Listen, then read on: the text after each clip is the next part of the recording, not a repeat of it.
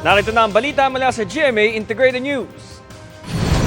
Hindi pa rin nababawi ng Philippine Coast Guard ang kontrol sa official Facebook page nito. Sa isang pahayag ngayong umaga, sinabi ng PCG na tinitingnan nila ang posibilidad ng online security breach sa pamamagitan ng malware.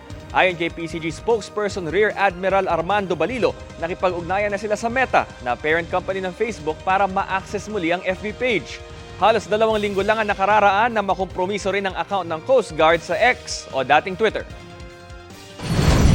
Narito naman na iba pa ang balita ang binabantayan ng GMA Integrated News. Umano'y smuggled na sibuyas na ibinibenta online, nakakaapekto raw sa bentahan ng ilang nagtitinda sa palengke. Oil price rollback epektibo ngayong araw. At trough ng low pressure area magpapaulan sa Davao Region ngayong araw. Local thunderstorms at ulang dulot ng easterlies at amihan aasahan naman sa iba pang bahagi ng bansa ayon sa Pag-asa. Para sa mas malaking misyon at mas malawak na paglilingkod sa bayan, ako po si Bam Alegre ng GMA Integrated News, ang News Authority, ang Pilipino.